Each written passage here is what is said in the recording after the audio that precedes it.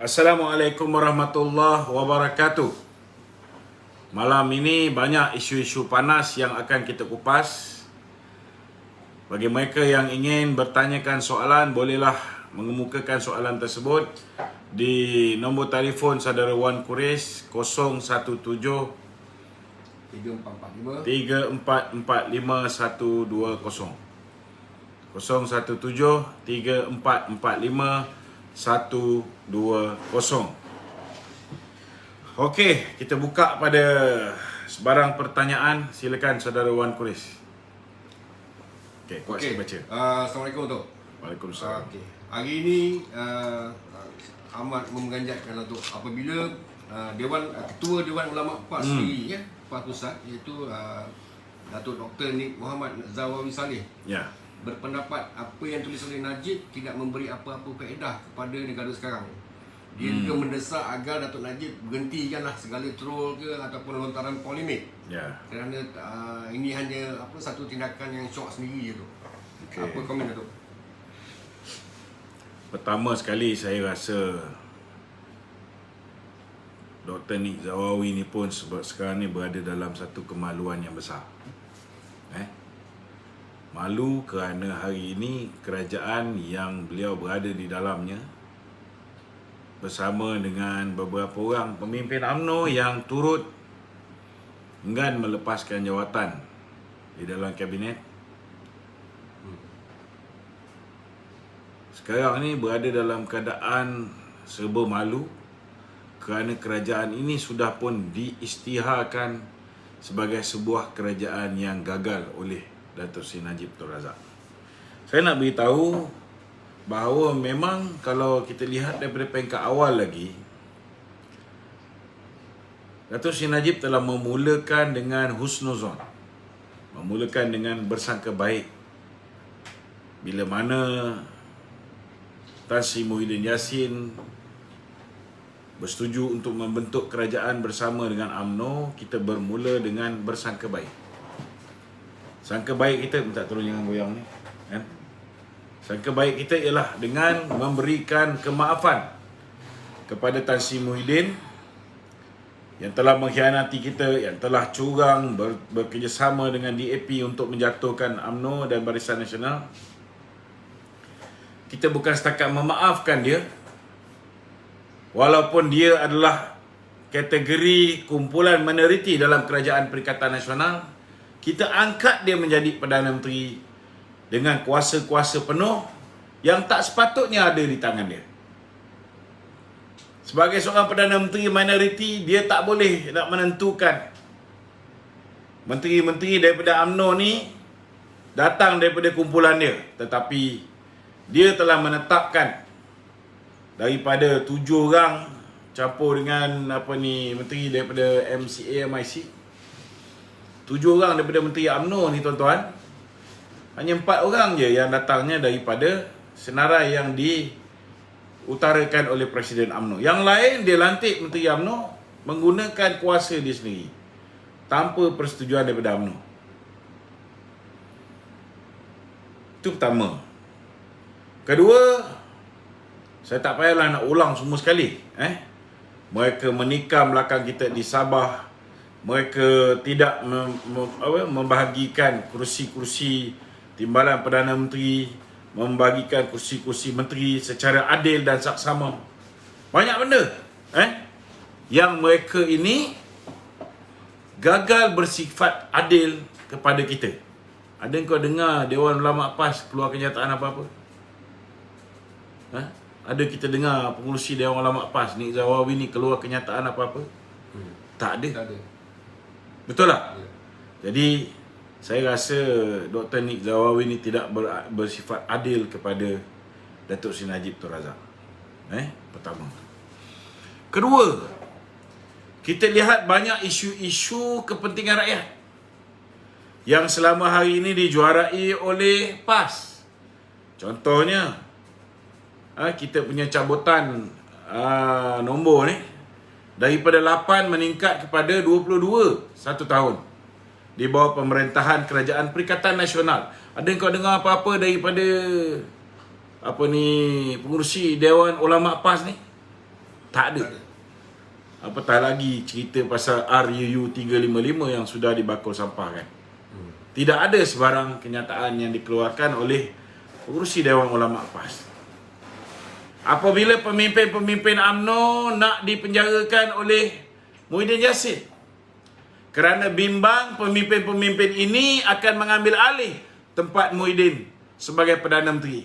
Ada kau dengar ulasan daripada Nik Zawawi? Tak ada. Maknanya Nik Zawawi gagal untuk bersifat adil terhadap penindasan penganiayaan yang dilakukan oleh Muhyiddin terhadap pemimpin UMNO. Bila mana kita bagi cadangan di awal PKP, Muhyiddin terima dengan baik. Orang angkat martabat Muhyiddin menjadi abah. Tetapi bila dia mula angkuh, bila dia mula menolak secara mentah-mentah cadangan, nak beritahu dengan Nik Zawawi ni, bukan Datuk Seri Najib tidak ada memberikan cadangan yang membina kepada negara. Banyak. Banyak. Beribu kali lebih banyak daripada mana-mana ahli parlimen PAS. Banyak. Beritahu saya sampai hari ini apa idea bernas yang Nik Zawawi pernah ketengahkan untuk negara. Ada ke? Tak ada. Yelek pocik tak ada. Yang setiap hari tak pernah miss bagi cadangan, bagi itu, bagi ini, bagi pendedahan, ialah Datuk Najib. Dan atas kesedaran itulah, saudara, saya nak beritahu, kedudukan UMNO dan PAS cukup mantap. 7 pilihan raya kecil menang berturut-turut. Mungkin Nik Zawawi buta tak pernah nampak benda ni.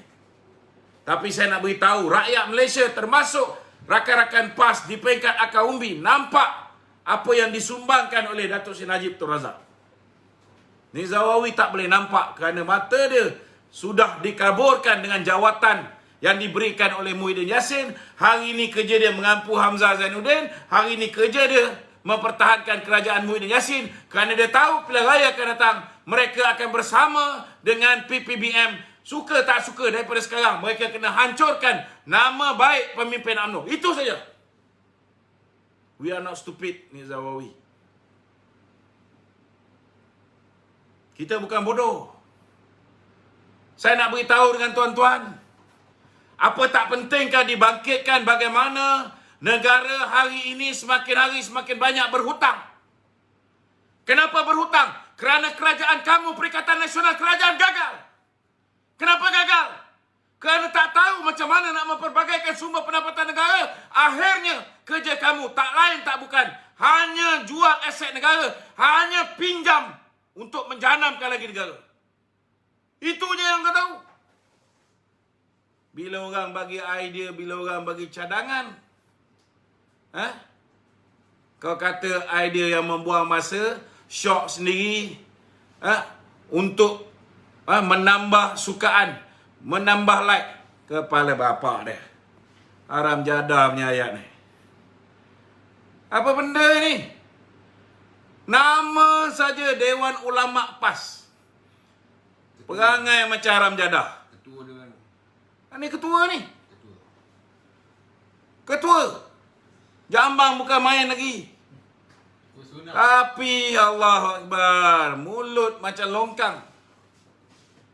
Pakai otak lah. Hari ni orang menderita kat bawah ni. Apa kau orang PAS buat? Beritahu saya. Apa Dewan Ulama PAS buat? Ada buat apa-apa? Tak ada. Tutup mulut. Kunci mulut. Rakyat sengsara. Nak makan pun tak boleh. Apa pun tak boleh. Meniaga tak boleh. Pasar malam dah tutup. Ramadan punya gerai semua tutup.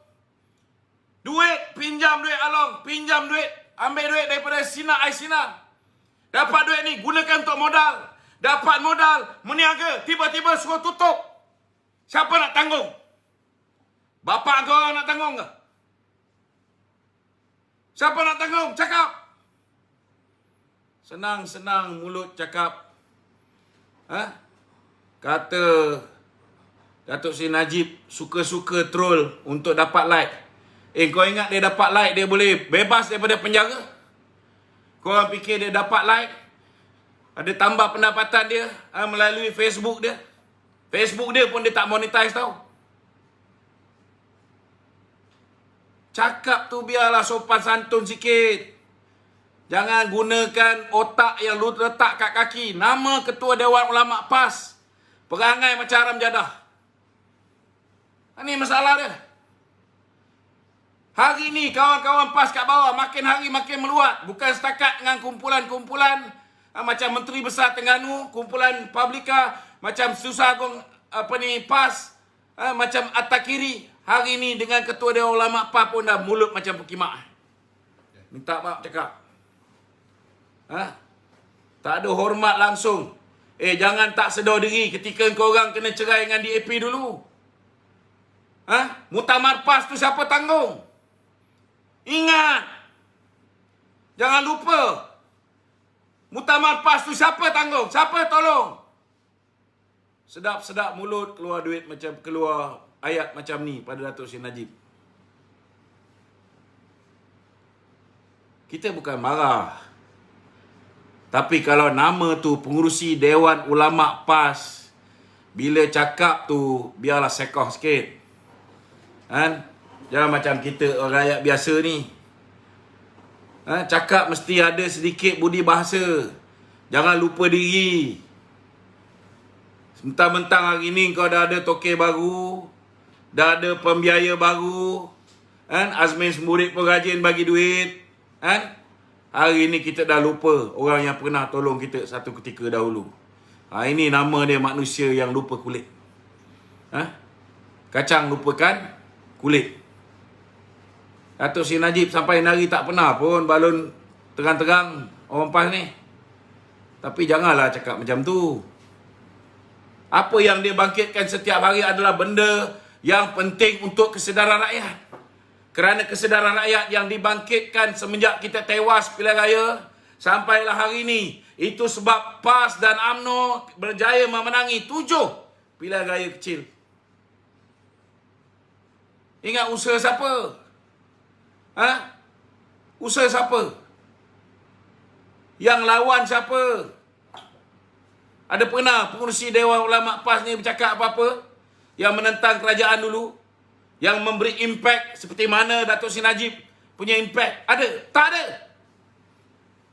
Duk sembang pasal royalty minyak saja. Itu je lah. Dunia je yang korang fikir. Duit, fulus. Sembang lebat. Cerita lain lah. Naik meluat aku tengok dia orang ni. Makin lama makin parah. Salam 22 Ramadan Datuk. Okey, Datuk Seri Najib telah pun mengulas bahawa perkembangan ekonomi terbaru ini di mana defisit adalah sebanyak 37.1 bilion. Iaitu peningkatan lebih daripada 1/3 daripada suku kedua tahun lepas sebanyak 24.5 bilion. Dengan defisit tertinggi ini, adakah ekonomi kita akan menuju keadaan lebih teruk jika PIU tidak dilaksanakan segera? Akibat daripada kerajaan gagal hari ini kadar defisit kita makin hari semakin melambung. Defisit ni tuan-tuan, maksudnya perbelanjaan kita melebihi pendapatan kita. Kenapa perbelanjaan kita melebihi pendapatan kita? Kerana kita ada kerajaan bodoh. Termasuklah dalam kerajaan itu ialah pengurusi Dewan Ulama PAS yang hari ini tak mahu Datuk Seri Najib terus mempersoalkan ke mana perginya duit yang dipinjam. Pengurusi Dewan Ulama PAS ini tak mahu Datuk Seri mempersoalkan kenapa sehingga hari ini tidak ada sebarang tindakan diambil kepada Zeti Akhtar Aziz. Kenapa tindakan tidak diambil ke atas manusia bernama Taufik Aiman, suami kepada Zeti. Begitu juga dengan anak dia Aziz Taufik yang terang-terang telah menerima duit daripada Jolo. Orang yang menerima duit daripada Jolo tidak ditangkap, tidak dihumban ke dalam penjara, atau setidak-tidaknya didakwa. Orang yang membantu Jolo satu persatu. Hari ini Peguam Datuk Seri Najib meminta supaya nama-nama mereka yang telah dibayar oleh pihak Goldman Sachs, yang senarai ini disimpan oleh pihak Amerika, tuan-tuan, hari ini kita tengok SPRM sendiri mengatakan bahawa senarai ini tidak relevan. Apa benda tak relevan? Kalau senarai ini membuktikan siapa yang bersekongkol dengan Jolo untuk ambil duit 1MDB, kenapa ianya tidak relevan? Ianya tidak relevan kerana SPRM bersekongkol dengan Muhyiddin Yassin, dengan Mahathir Mohamad untuk menjadikan Najib Razak sebagai kambing hitam. Itu saja. Jangan lupa SPRM, saya nak beritahu. Engkau orang pun banyak Belanda kau orang buat. Bukan setakat Belanda kau orang buat. Jangan sampai semua satu persatu kes-kes rasuah yang kau orang buat ni aku bongkarkan. Kena ingat tu. Tak keluar bukan bermakna tak ada. Tak keluar maknanya belum lagi masanya. Ini kena ingat. Jangan semua kerja sikit pun aku keluarkan nanti. Hati-hati dengan mulut korang ni semua. Berilah keadilan pada Datuk Seri Najib. Apa masalah? Kalau korang tak takut, kalau tak ada apa yang korang nak sembunyikan, terima je lah. Mereka nak bagi dokumen. Siapa yang menerima duit-duit daripada Lau Tek Jo, terima duit daripada Goldman Sachs, bersekongkol dalam penyelewengan yang dilakukan oleh mereka. Kenapa tak nak bagi dokumen ni kepada Peguam Datuk Seri Najib? Kenapa?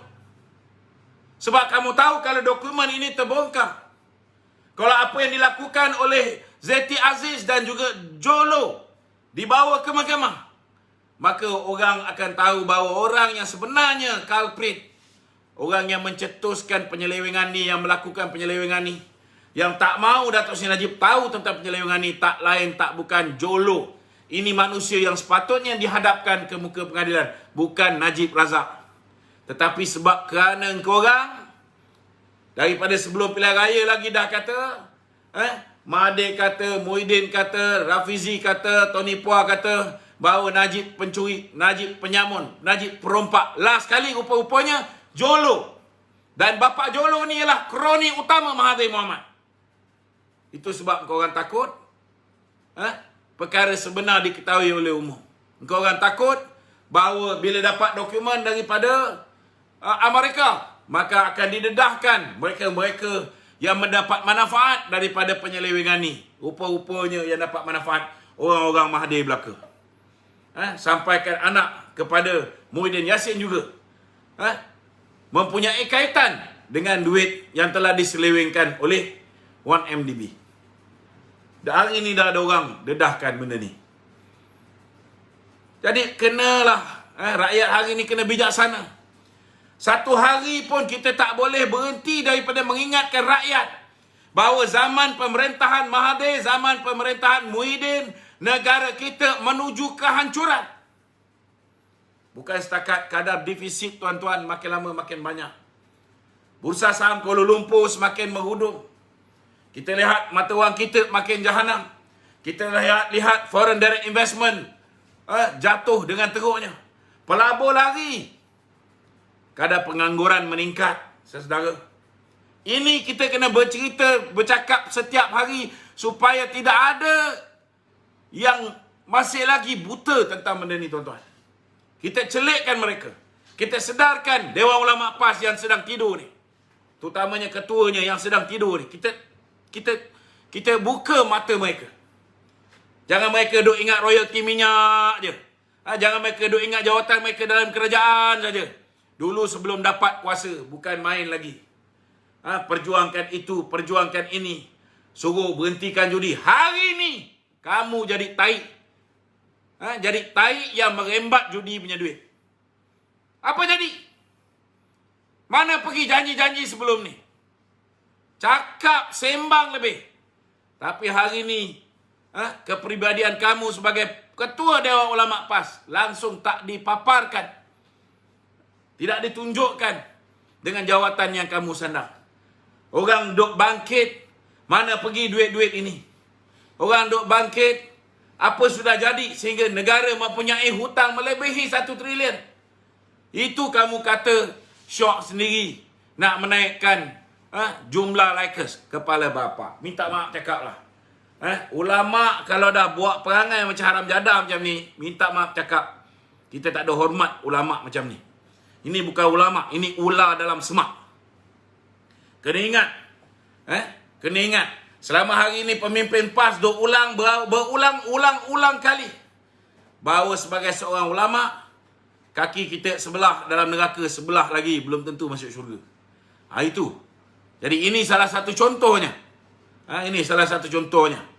Nik Zawawi ni salah satu contoh yang terbaik bagaimana seorang ulama' lupa bila dia berada di dalam kuasa, bila dia berada dalam kerajaan, sepatutnya dia membela nasib rakyat yang hari ini kena denda 50,000. Ada kita dengar kenyataan daripada ulama'-ulama' PAS? Tak ada. Yang ada dia kata, tak apa, bayarlah cepat-cepat supaya dapat diskaun. Bayar 25,000 je. 25,000 ni bukan duit ke? Senang-senang korang cakap suruh bayar. Kalau kena kat batang hidung korang atau keluarga korang macam mana? Pakai serban bergulung-gulung. Perangai macam ni. Langsung tak fikir langsung pasal rakyat. Hari ni duk sibuk pasal sigang korang je. Hei, minta maaf lah. Perangai korang ni makin hari makin meluat orang tengok tau. Hari ni rakyat ni makin lama makin menyampah. Jangan ingat korang boleh berselindung di sebalik serban. Korang boleh selindung di sebalik janggut korang tu. Kalau perangai macam ni, lembu pun boleh kenal lah. Yang mana satu pejuang rakyat, yang mana satu pejuang Islam. Dengan mereka yang hanya cintakan harta, tahta dan wanita. Diorang boleh ingat. Jangan ingat diorang ni lupa. Dulu sebelum berkuasa, lain rupa dia. Dah berkuasa, satu demi satu perubahan. Dan hari ini amat menyedihkan. Amat menyedihkan. Cukup menyedihkan. Hilang semua. Tunggulah nanti bila muktamar PAS. Korang tengok nanti apa nasib korang. Ahli PAS dekat akar umbi pun akan humban korang ni semua sekali.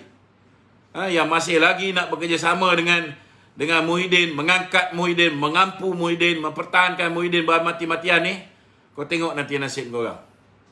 Belum tentu akar umbi PAS boleh terima korang dalam pemilihan parti yang akan datang. Kena ingat. Okey. Datuk, berkenaan dengan ulasan Datuk Seri Najib mengenai COVID-19, di mana kes di ICU sudah naik 352 berbanding 187, kematian 7 hari lepas pun sudah berjumlah 102 daripada 54, dan juga Duli Yang Maha Mulia Sultan Johor pun sudah berpesan sekiranya PKP yang lebih ketat perlu dilakukan, biarlah ianya dibuat untuk kali terakhir tetapi berkesan.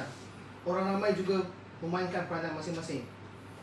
Adakah bermakna sudah sampai masa dipertimbangkan diadakan segera sidang parlimen dan mungkin juga PRU perlu dilaksanakan?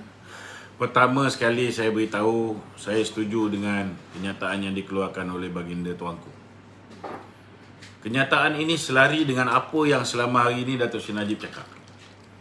Kalau kita nak buat PKP, kita buat PKP betul-betul. Kalau nak suruh orang kurung betul-betul. Bukan PKP setengah masak, lepas tu kau drag 1 tahun lebih. Sehinggakan negara ekonominya lumpuh. Sehingga rakyat lebih cepat mati kerana tak makan, lebih cepat mati kerana gagal menyediakan makan minum untuk anak-anak, daripada mati kerana COVID-19. Itu yang dimaksudkan. Kalau nak buat sesuatu, buat secara bersungguh-sungguh. Tapi saya nak beritahu, kerajaan Muhyiddin tak mahu hentikan COVID-19 ni. Sebab apa dia tak mahu hentikan COVID-19? Sebab hanya dengan adanya COVID-19 ni, dia boleh sambung darurat daripada 1 bulan sehingga 1 bulan 8 naik kepada 31 Disember. Apa bukti dia? Bukti dia senang. Kita tengok kenyataan yang dikeluarkan oleh Menteri Keselamatan Ismail Sabri. Dia mengatakan pada 26 hari bulan. Apa dia kata? Dia kata kita tidak membenarkan mana-mana pesawat ataupun warga daripada India untuk masuk ke dalam negara ni. 26 hari bulan 4. Betul tak? Hari ni berapa hari bulan? Hari ni dah 3 hari bulan. Berapa banyak orang daripada India yang kita tahu bahawa virus di sana berbeza dengan apa yang ada dalam negara ni. Virus di sana mutate, berkembang. Lebih dahsyat dia punya kesan dia. Orang yang sihat pun boleh mendatangkan bahaya pada orang yang sihat. Virus COVID sebelum ni tak ada masalah. Orang sihat kena, tak ada masalah. Tetapi virus ini, dia bukan macam virus COVID yang pertama. Duduk di kerongkong 4 hari. Tak ada. Virus yang mutate datang daripada India ni tuan-tuan, 2 hari dah boleh masuk ke paru-paru. Bahaya tak bahaya? 2 hari dah boleh masuk ke paru-paru. Kita suruh dia buka pintu ekonomi, buka pada semua, dia tak nak buka. Tapi warga India yang dah terang-terang, dia orang declare takkan dibenarkan masuk. Boleh masuk. Sebab apa mereka benarkan masuk? Sebab mereka mahu virus ini masuk dalam negara. Bila virus ini masuk dalam negara, bahawa kita punya kadar orang yang dijangkiti COVID akan meningkat dengan mendadak. Dengan cara itulah mereka boleh memastikan bahawa untuk tempoh penuh 1/5 tahun, mereka tetap menjadi Perdana Menteri dan negara tetap berada dalam keadaan darurat. Ini sangat tak bertanggungjawab. Sebab dia tak fikir nasib. Kalau yang masuk tu virus yang mutate dengan lebih dahsyat ini, kena ke anak bini dia, apa jadi? Kena ke ahli keluarga dia yang jauh sikit, apa jadi? Apa jadi? Yang pertama tu kita ada vaksin. Vaksin yang pertama tu pun mendatangkan banyak musibah kepada rakyat. Yang mati dah berapa ramai, yang lumpuh berapa ramai, yang Bell palsy lagi. Belum selesai yang ini. Kita tengok ini. Ada flight Air India masuk ke Malaysia. Hari ni kan? Ini. Tengok. Hari ni. Flight daripada Bangalore. Tuan-tuan. Flight daripada Bangalore turun masuk Malaysia Airlines. Malaysia Airlines ni. Dan hari ni kerajaan gagal ini mengatakan bahawa mereka dah hentikan kemasukan daripada India. Menipu. Menipu, melampau penipuan dia ni. Kena tahu bahawa mereka perlukan virus ini masuk dalam negara ni supaya negara ni akan lebih lama berada dalam keadaan berhadapan dengan COVID-19. The only reason because this bloody mutant want to stay in power. That's all. And all the rakyat will have to pay for it. Supaya dia boleh terus gunakan duit negara, boleh terus pinjam untuk memastikan projek direct nego terus diberikan. Saya nak beritahu, kita ni hormat, tetapi jangan sampai orang yang tidak hormat akan mendedahkan siapa yang mendapat projek direct nego ni. Jangan sampai satu keadaan apa yang berlaku di Bangkok akan berlaku di Malaysia. Kena ingat ni. Kita masih ada hormat lagi. Kita masih lagi bertahan kerana nak mempertahankan institusi diraja. Tetapi jangan sampai orang lain yang tak hormat institusi diraja akan membuka satu persatu. Sekian, Assalamualaikum warahmatullahi wabarakatuh.